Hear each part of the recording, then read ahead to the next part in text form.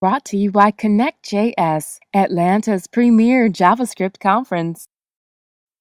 Sponsored in part by FeatherDirect. Need a mobile app? Contact us for your custom mobile solution. Well, thanks folks for spending your Saturday afternoon out here with us. I hope at least I can make our couple hours or hour or so worth your time here.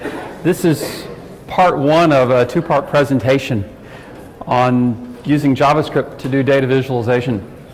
And it's two parts because I really wanted to look at it from two different approaches.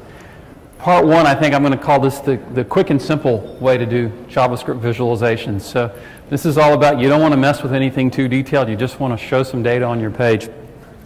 There's a second presentation, it's in this same room after the break, where we'll look at some more detailed, complex, and advanced approaches for visualization. But, you know, there's an obvious question. I think we know the answer, but it doesn't hurt to ask it nonetheless, and that is, why do we even care about visualizing data? And I think one of the ways we can illustrate that is to start with a simple statement, which is up there. Someone is claiming that the U.S. healthcare system is not as cost-effective as healthcare systems in other developed countries. Now that's a statement, but if you're a reader or a user or a website visitor and you see that, it's quite fair for you to say, show me the data, don't just make that claim like that. Well, it turns out there is data. The Organization for Economic Cooperation and Development has pretty extensive data on healthcare systems, both their effectiveness and their cost. And there is the data from the OECD. And so if you disputed the claim in this first sentence, then in theory, I could show you that data and you would be convinced, right? Well, maybe not. The data is there. It's also not really legible the way the screen is distorting it, but it is awfully hard to justify the claim just by looking at that data. But let me show you the data in a different way. That's the same data in a chart. The horizontal axis is this healthcare spending as a percentage of GDP, and the vertical axis is life expectancy in years at birth. And now I think you can see that there is something very different about the United States, and that's because it's presented visually. And humans have evolved. I mean, back when we were being chased by lions in the wilderness, we've evolved to use our vision and detect patterns. And when the data is presented in this format, it's really easy to detect the pattern. So that in general is why we'd like to do data visualization, is because it makes what could be boring or abstruse or complex data, it makes it understandable, it makes it perceivable. And our viewers, our readers, our visitors can see the data that we're trying to communicate. There are lots of ways to do visualizations. There are plenty of tools like Tableau that you sit in your office somewhere and build them yourself. Excel is probably the #1 visualization tool in the world, right? I mean, how many people build charts with Excel? Quite a lot. But what we want to talk about here is building them in the browser with JavaScript. And the good news is there are lots and lots of tools that will help us do that. These are just some of the visualization libraries that are available for JavaScript. There's Chart.js, Flot, JQplot, Sparklines, and spend 5 minutes on Google and you can come up with twice this many. And the really good news is they're all pretty good. There are of course some that are unfinished and not worth messing with, but a lot of the ones that are out there work really well. And so if you want to do visualization in a web browser, the tools are there for you to do that. You will probably want to pick a library to work with, and there you've got the standard stuff you do when you're picking any kind of library. First of all, and probably the most important thing, is what functionality does the library provide? I mean, there are JavaScript libraries that do nothing but pie charts. And if you want to do a pie chart, that library can work just fine. But of course, if you want to do a scatter plot, then a pie chart library isn't all that useful to you. So that's the first question, is does it do what I need it to do? There are licensing issues. all of the libraries that I'm talking about today are open source, but there are some very well-known JavaScript libraries that are not open source. HighCharts is probably the number one, but there are 2 or 3 others that are fairly popular as well. Fusion Charts comes to mind, and a couple of others. You can use open source, but if for whatever reason you want the maybe the support of a commercial software package, then there are commercial visualization libraries as well. Especially if you're looking at open source, then you can look at the standard things you do for any open source project. How active is the community? If the last commit on GitHub was 4 years ago, then maybe you're not so sure you want to use that library because there's some doubt that it's going to be supported in the past. Look at the issues page on GitHub. Are people actually working on the issues, or is it just a corner where things get thrown into and never worked on? Browser compatibility may be an issue. It's generally not, as long as you're at least IE9. If you do have to support Internet Explorer 8, then there will be some browser issues. So you'll want to check what your libraries support in terms of browsers. But if you can get away with just modern browsers, then in general there aren't any big issues with the JavaScript visualization frameworks that are out there. One thing that is unique and specific to visualization libraries is how does the library render the elements of the visualization. And I think we can ignore things like Flash, right? Nobody's doing Flash anymore. But if you look at pure web technologies, there are really 3 different approaches for rendering visualizations. One of them, and the one that's the most simple, is just pure HTML. If your visualization is nothing but rectangles, what's a div but a rectangle, right? And you want to position it, give it a size, give it a position, you can put it anywhere on the page. So it is possible to build visualizations with nothing but plain old HTML elements. And there are libraries that will do that, especially things like bar charts is an obvious example of something that's easy to do in HTML. If you're getting more sophisticated than simple rectangles, though, the 2 options that are available for you, or available to the libraries, are scalable vector graphics, SVG, or the HTML5 canvas. And today there really isn't a lot of reason to choose one or the other. They both tend to work pretty well. In the past, SVG had some compatibility issues, as did Canvas in different areas. But now most of the browsers are supporting well. In fact, quite frankly, SVG, the best SVG renderers out there are web browsers. I can create SVG elements that Internet Explorer will render a lot better than Adobe Illustrator. So today, SVG works fine. Canvas works fine as well. There are a few distinctions that you may want to consider if you're looking at the technology. SVG, if you're not familiar with it, it actually is a markup language like HTML. And elements in SVG are just like elements in HTML, and the really nice thing you can do with them is style them using CSS and manipulate them using JavaScript. So SVG looks a lot like HTML, and the fact that you can manipulate it with CSS and JavaScript gives you a lot of flexibility.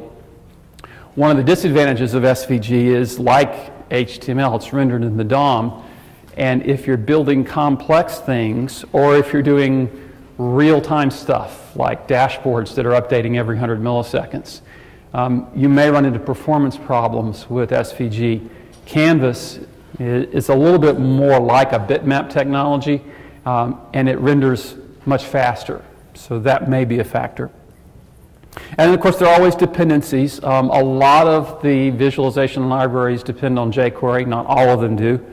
And there are some libraries that depend on other child libraries, like Raphael's, one that's used by a few visualization libraries. But the good news is, pretty much any requirement that you have from that list, you can find a library that will meet your requirements. So once you've picked a library, how do you actually go about? Oh man, it's really distorting it, isn't it? Sorry for that. Once you've picked a library, they all work a lot they all work very much the same. So I thought we'd go through an example of building, in fact, let's build the chart that we showed in the beginning, using, in this case, I'm using the Flutter2 library.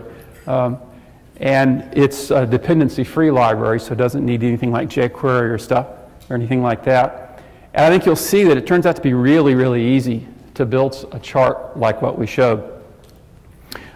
You'll start with an HTML skeleton, and there are a couple of things to note. One is there's a div right after the body, and we're giving it the ID of chart. That's where we're going to place our chart. And pretty much all of the libraries expect you to have an element in place. And furthermore, you'll notice that we're giving that div an explicit width and height. You can do that inline or with CSS. That is especially the case for libraries like Flutter2 that use Canvas to render. Canvas rendering pretty much requires an explicit fixed size. So if you're building a chart that you want, it's not exactly responsive design because obviously with responsive design, if it's a mobile device, it's still only going to be one size. But if you really want, when the user resizes their browser and you want to resize the visualization to accommodate the browser width, that may be something that Canvas isn't as well suited for as SVG because Canvas does typically require a fixed size.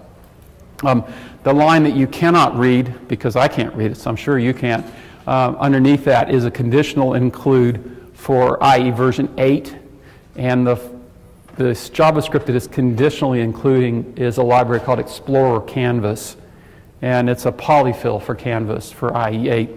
Again, if you don't need to support IE8, you can skip that entirely.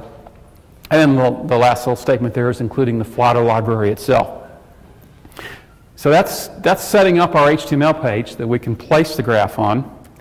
Now we're going to need some data to graph.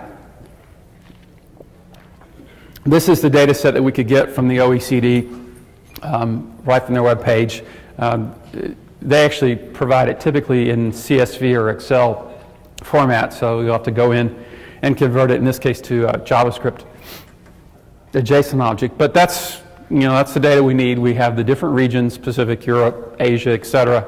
And for each region, countries, and for each country, the percent of GDP for healthcare spending and the life expectancy at birth. Almost always, when we're working with a visualization library, the data that we get either from our source or we make up isn't going to be exactly the format that the library expects. So we'll probably have to do a little bit of JavaScript manipulating, or maybe you can do it in the back end before you create the JavaScript to get it in the right format. This happens to be the code that Flutter2 expects, and if you look through it, all we're doing is just creating a series of arrays, one for each region, and each array then has the data for each country.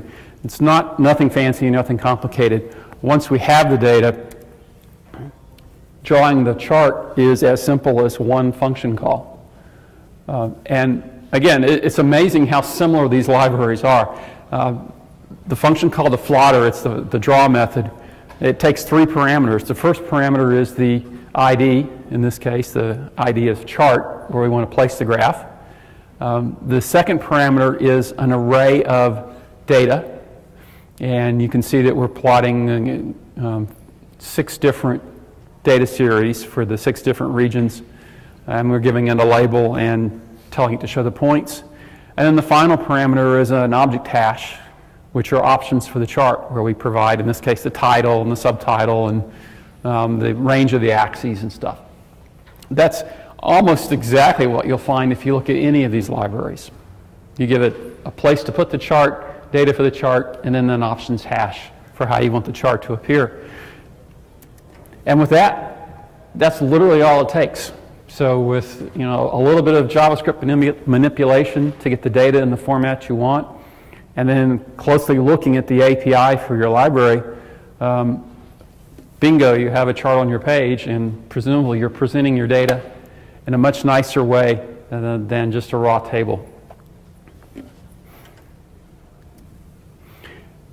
And one of the things that visualization has certainly become especially recently on the web, is not just simple charts and plots and stuff. There are lots of different types of data that lend themselves to different types of visualization. So I thought I'd kind of at least quickly run through some of the different ways, some of the different types of data, and some of the different libraries that are available to visualize it. One type of data, of course, is timelines. A lot of times we have data that varies over time, or we want to show the relationship between events as data. A really cool library for doing timelines is a library called Timeline.js. It was developed by the Knight Foundation, which is a project dedicated to journalism, and it's open source. And this one, actually, you don't even need any JavaScript to use it. If you can use it with JavaScript, and I've got some examples that we can talk about where I do, but if you want to do it plain simple, all you got to do is create a Google Docs spreadsheet, stuff your data in the spreadsheet, and make that spreadsheet public, and then go to the Timeline.js website and input the URL to that spreadsheet and maybe pick a few parameters, and it'll spit out an iframe for you to embed in your site. And just to show you what that looks like,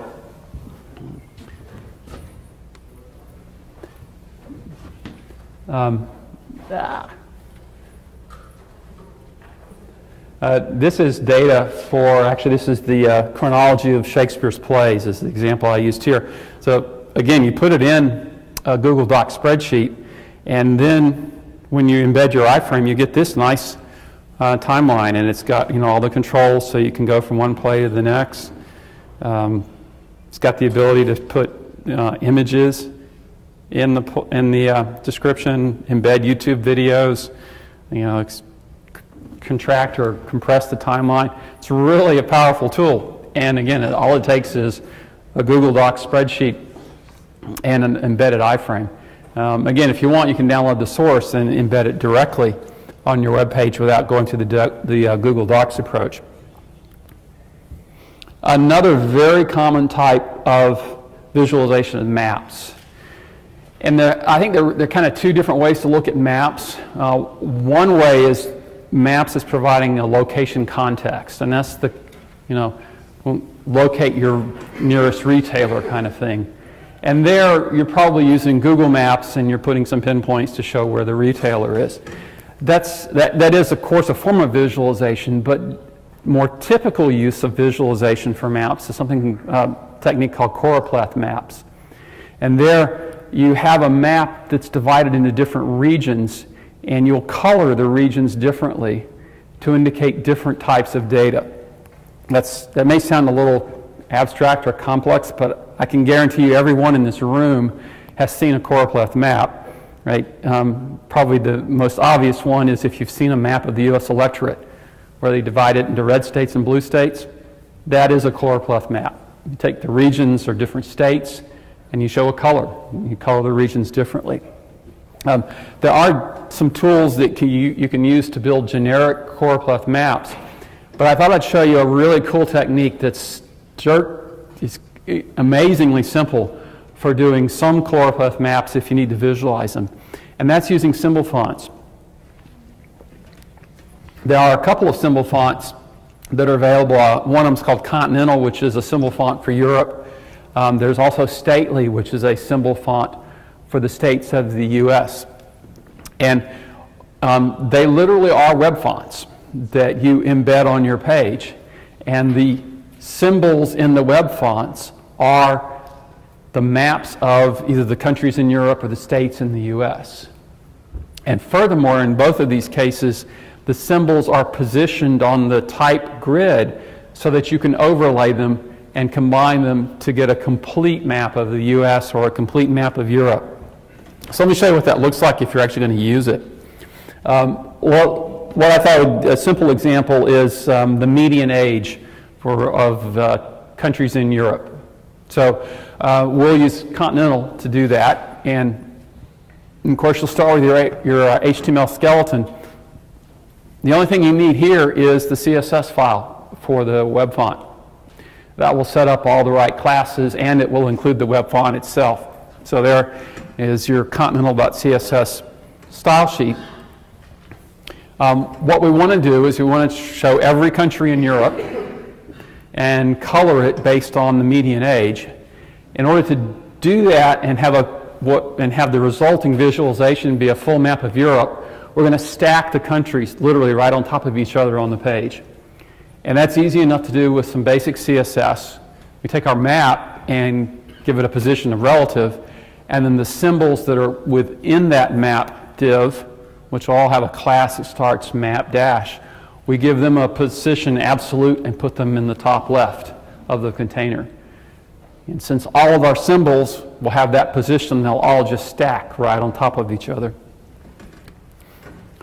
Now we need our data. This data, actually this is from the UN. I think it's 2012 data. It's not necessarily recent, but we can get the median ages for all the countries in Europe, and we're identifying each country by its two-letter country code. You know, there's Austria and Belgium and Bulgaria and such. And we have the median age as the data. Now what we need to do is just add a symbol for each of those countries into our map. So it's even easier with jQuery, but you don't need jQuery. Just get the containing element, the one that has the ID map. And then for each country in our data set, create a span. Give the span the class name of map dash and then whatever the country code is. And then set its attribute, set an attribute of data dash age to be the median age in that country. And finally, once we've got that span created, stick it in the map container. So that's all it takes to build the map. We do want to style it.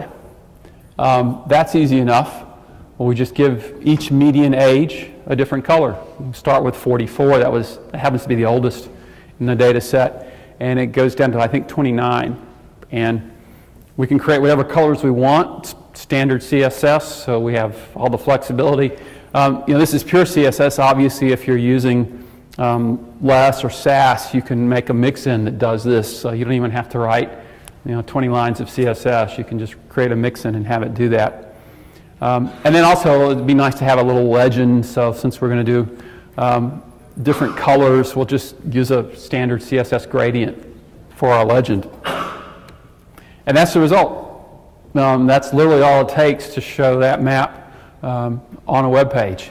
And you can see, again, the color's not so great on this large screen, but Turkey, at median age of 28, is the youngest country in Europe, and Germany, with a median age of 44, looks to be the oldest country in Europe, at least in 2012. So that's using a symbol font. Doesn't take any fancy API like a Google Maps API. Just include a CSS file and some really basic HTML elements. Some other types of visualization. This is a tree map, and this is created using the tree map squared library. What a tree map is good for is showing the relative size of different objects, different things. It's very common to see this if you're visualizing disk space, for example. What this is showing is the population of the United States. And each state is a rectangle, and the volume of that rectangle is proportional to the population of the state. And furthermore, they're kind of roughly positioned where they are in the U.S. So you have Texas and Georgia in the southeast, and New York and Pennsylvania in the northeast, and so on. It's not exact, but it at least makes it somewhat easier to find the different states. There's another variable that's showed on this tree map, and that's the color. And what this example does is it colors states whose population increased over the past decade in green, and states whose population decreased over the past decade in orange. And the relative darkness of each state is how much that state's population increased or decreased. So you can see in a pretty compact area there, it's pretty easy to identify what are the large states, California, Florida, Texas. What are the small states, things like Vermont and Montana. And you can see which states are growing. Texas and Colorado and Utah look to be growing very fast. States like Ohio and Michigan and Illinois are losing population relatively fast. So a lot of data just on one rectangle on a web page. A heat map is another type of visualization. Heat maps are traditionally used for things like eye tracking on websites. You may have seen that, where using special equipment you can see where a viewer or visitor's eyes are looking on a web page, and you can highlight the sections that the user focuses on in different colors. This is a visualization I did of actually it's a Duke UNC basketball game from a few years ago, where Duke being on my right, your left, UNC on my right, your left, and Duke on the other side. And the heat map is showing where each team scored its points. So, I mean, it's not necessarily that interesting, but if you're a basketball coach, it might be very interesting. And it is an interesting way to visualize something like a basketball game. Another interesting type of visualization is a word cloud. Visualization doesn't have to be data. Visualization doesn't have to be just numbers. It can, of course, include things like text. And this visualization is showing a word cloud for tags associated with Stack Overflow questions. I think over the past 10 years, so this is a large data set. And again, it's a nice way to make what could be boring raw data visually interesting and also understandable. Looking at that word cloud, the size of each word in there is relative to the number of Stack Overflow queries with that tag. So we can see that people on Stack Overflow are very interested in JavaScript, Java, PHP, and C#. There are things that you can't read and I can't read, even if I look on the computer, that if you look closely, you'll be able to say that not very many people are interested in. So it gives you a nice way to visualize the different sizes, the different importance of words. And there have been examples of this, like looking at words in Shakespeare is another good example.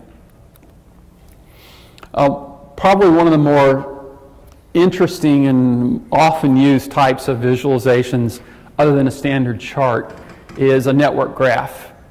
And a network graph is used to show linkages or relationships between objects.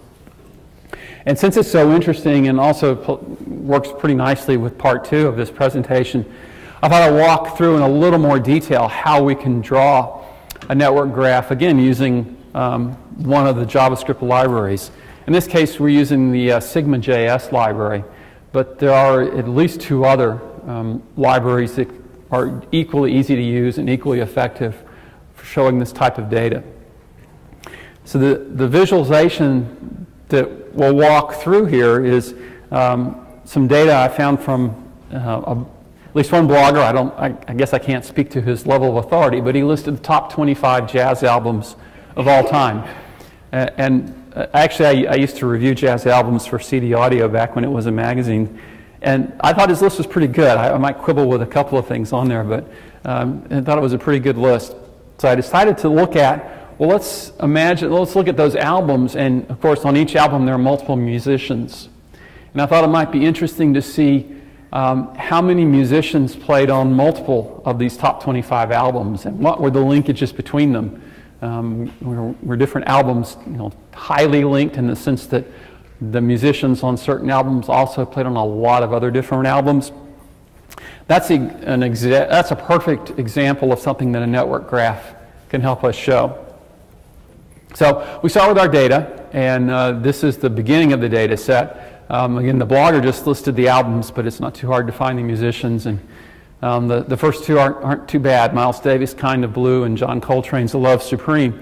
And if you look at the data, you can see there's already at least one musician in common, because John Coltrane is a musician on both of those albums. So there's a linkage just in the first 2. And the data set continues for the full 25. Well, if we're going to show the linkages, we're going to show linkages between nodes. And in our case, the nodes are the albums themselves. So our first step in using Sigma.js is to tell it to draw the nodes. Well, the first statement up there, we're creating a new instance of a Sigma graph. And as is typical for these libraries, the parameter you pass is a div, which will contain the graph. And with that, all we're going to do is iterate through the list of albums. And the one thing we do want to decide is where we're going to place these nodes. We're going to have a region on the screen. Where are we going to put these albums? And I'll show you a more advanced approach in a little bit, but let's start off with, we've got to figure out some place to put them.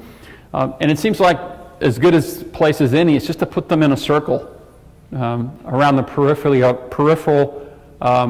of our region. So that's what we're doing with some simple trigonometry. Well, it's not even a little bit of trigonometry here. We've got, in our case, 25 albums, and we're just going to calculate an angle 1/25 of the way around a circle. That's what theta is. So starting at 0 and working its way around. And then we're going to call the sigma object, telling it to add a node, and just a few parameters for the node. We have to give it an ID. The label, we'll give it as the album name. And then the position is just the basic trig. We know the angle. We're going to use a fixed radius so that they're all in a complete circle. And we'll just tell, for now we'll give it a size of 1. And then the last statement on the page there, we need to tell sigma, okay, refresh, go ahead and draw the graph. And that is what results. I mean, it's not necessarily pretty yet. We'll fix that. But with just those statements, we've gotten a good start at a network graph. We've got all the albums arranged in a circle around our region with the album title as the label next to it. All right, the next step is we want to draw the connections between those. And most of the code here is actually just finding the connections. So it's not really any visualization specific stuff, but we're just going to iterate through all the albums. And at each album, we're going to iterate through all the musicians on that album.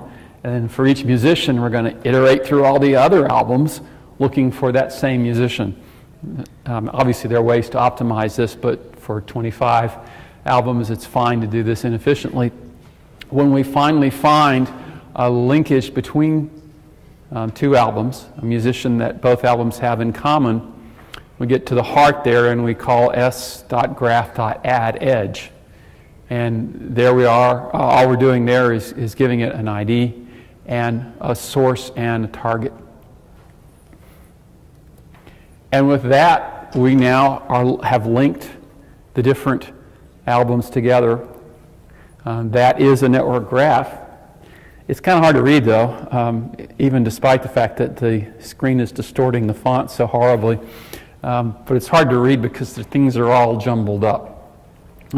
There's a special technique that network graphs in particular use or can use to make visualizations like this a lot easier to read and to see. And the approach goes by the name of force direction. And it's kind of funny because it's very, very artificial. There's not necessarily an actual justification for doing this, except for it works, which I guess is probably the best justification for doing anything. But the way force direction works is you take all the nodes in your graph and you give them simulated physical properties. You say, well, let's pretend this node has a mass, and let's pretend this node has an electrical charge. And then you look at the links between them and you say the links have a certain tension strength. And once you've set up all the elements of your graph that way, then you say, well, let's run a physics engine. If we had real objects with this mass and this charge and this linkage and this force tension between them, and we allowed the force of gravity to interact and the force of electromagnetism to do things to these graphs, well, they'd all move around. Electrical charges, like charges, would repel and gravity would attract, and the nodes would move around. Well, the funny thing is, if you do that and you carefully select your parameters, of course, the nodes on your graph will move around, and it just so happens that they tend to move around in a result in a position that is visually appealing. It's not perfect and doesn't work in all cases, but in many cases, that's really what you do, is you sort of pretend these things are like real objects, let forces work on them, and they'll arrange themselves in a position that's a little more appealing. Now that sounds like it's a lot of work. It's a physics engine and stuff, and it can be very complicated, and there are academic research papers on how to do these algorithms and what parameters to use. If we just want to draw a graph, though, we don't have to mess around too much with them. In the case of Sigma.js, there's a plugin. All we have to do is add that plugin and make a couple of function calls, and it'll do the work for us. The plugin is actually called the Force Atlas 2 plugin, and it gets the name from the specific force direction algorithm, and there are, again, academic papers that describe it. Most force direction algorithms do have some parameters that you'll want to set, and they may have funny names, but they basically correspond to physical forces. And it is unfortunate, though, that the only really way you can find good values for them is trial and error. There tend to be not a lot of algorithmic ways that you can calculate in advance what would be a good value for these parameters. You just sort of play with them. But in this case, for this chart, at least with some initial playing around with, we want to set gravity. Gravity is a parameter that says how strong gravity is in our chart. And most force direction algorithms will have gravity of some sort. And the reason you want gravity, if you didn't have any gravity at all, and all you were using were electric charge again repels, then what would happen is all the particles would just be pushed right off the page. And that would not be a very interesting graph. So gravity is a force that sort of counteracts the effect of everything being pushed off the page, and it pulls them all back together. The scaling ratio, it's a funny name, but it basically amounts to how strong is the electric charge between these particles. So how strongly do they repel? And slowdown is a parameter that in this particular case, the effect of it is how strongly to consider electric charge versus gravity. So it's a way of scaling between gravity and the scaling ratio. It's not necessarily the greatest name, but that's effectively what it does. So in our graph, we give it those parameters to the Force Atlas plugin, and like most force direction algorithms, you don't necessarily have to let them run forever. You just let them run until things look kind of stable. So we can pick, in this case, 10 seconds. And after 10 seconds, we'll just say, okay, that's good enough. You move the nodes around. So that is all it takes. I thought I had an example here somewhere. Well, I will have an example in a minute. That's all it takes to position the nodes around. One thing that we'd also like to do with our graph is maybe not show all the nodes all the time, the labels for the nodes, the album names, because again, that takes up a lot of space.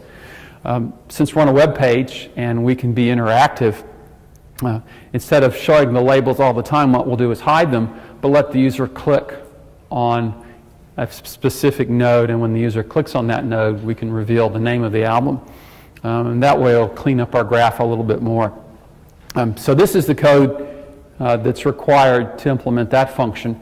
Again, Sigma.js, it has support for events, and the custom event that we're using that it defines is called click node, which you can guess means a node. The user clicked on a node. And when that happens, we're just going to get the nodes, and then we're going to iterate through all the nodes, and if the node is the one that's clicked, we'll change the label to be the album name. If the node is something not clicked, we'll hide the label. Pretty simple, pretty straightforward. This is the result. This is a static image of it, but it's a little more interesting to look at it live. And you'll see it, the graph there's a time delay on this to allow it to load. But eventually the graph will load and the force direction algorithm will take effect and it will move the nodes around. And that's exactly what happens. And now you can see it's a lot easier to see the structure. You can see that there are some albums out here that the musicians were all by themselves. Errol Garner's Concert by the Sea. I guess none of the musicians on an album played on any of the other top 25. But if you look at something, you can find nodes that are very central, like that node. It's clearly very well connected. I can guess what it is. Yes, it is Miles Davis' Kind of Blue, because the musicians on that album happen to play on a lot of the other top 25 albums. So that's all it takes to do a simple force direction network graph with JavaScript. You can see there was a little bit of munging in the data, a few API calls to the library, and setting up the force direction, which requires trial and error to get the parameters right. And you're able to visualize the linkages between the top 25 albums of all time. Just before, I wanted to leave at least some time for questions. Also, I know that the break is immediately after this, so if you want to get your chocolate chip cookies, I don't want to be keeping you in here too late. But more information is available. First of all, I'd like to note the website, JSDataViz. That site actually went live this morning. Is a site dedicated to data visualization using JavaScript. I do have a book coming out in early 2005. How about early 2015? I wish. But early next year, there's a book, Data Visualization with JavaScript. And the good news, and I mean, I'll tell you this, it's not really a secret, but you can treat it as a secret just for conference attendees, is the full content for that book is actually available on the website. And that's live now. All of the examples that I used for this presentation are taken from content there. So if you want to maybe pour over the details of how like the tree map diagram was created, or you want to see again how the chloropleth map of European countries, it's all here. Just take a shot right to the book, and all the chapters are there. That will stay. That's not going away when the book's released in 2015, not 2005. So that resource will be there for you at all times. And at that, I'll open it up for questions. Yes. You mentioned briefly about transforming data for a charting library. Mm-hmm. I was wondering if you had any suggestions for libraries or techniques for doing that, because I know I've had some problems. I'll give you a couple of advice. The question was, if you have to transform data, do I have any suggestions for how to do that? If you can do it on the server before it gets to the browser, that's clearly the preferred approach, if you can get away with it. If your data is static and you can get it ahead of time, it's always a lot easier to spend your time, clean it up, and then only make the cleaned up data available on the website. That's clearly not always possible, especially if you're querying live APIs for your data. If you can get JSON data instead of like CSV, it tends to be a lot cleaner. If you have JSON data, you're still probably going to need to clean it up some, and one of my favorite libraries for doing that is Underscore. Underscore, if you haven't used Underscore, it's a wonderful utility library. It does all kinds of really neat and helpful stuff. And it's tiny, too. It doesn't take much space. But among other things, it can do a lot of it has a lot of utilities for processing arrays. And it even has, there's one function called compact, which it literally will go through an array and delete any data that's faulty. Except for zero values. So it's actually very good if you've got empty strings and stuff in your data. There are other libraries that are specifically designed for data manipulation in the browser, but I've not had one that I really liked. They tend to be either large or cumbersome, but it could be that I haven't come across one yet. That doesn't mean there isn't one that's out there. But other than Underscore, that's pretty much my toolkit. Other questions? In the back. Simple.js, what's it rendering to? Is it rendering to HTML, SVG? What was it rendering to? I'm pretty sure it's Canvas. I'm not 100% sure. I suppose we can check, right?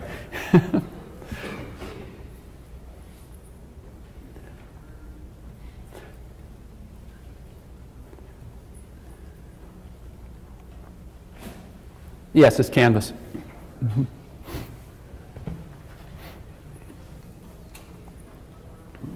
Other questions? Well, I guess I'll turn you loose on the chocolate chip cookies. If you're interested in this, the part 2 of this presentation, which will be in this room in 15 minutes or so, is we're going to take a deep dive at a very specific visualization library that you've probably heard of, d3.js. And it's a little bit different from the kinds of libraries that we've talked about here, but we'll spend some time in depth looking at it. But thank you for coming out.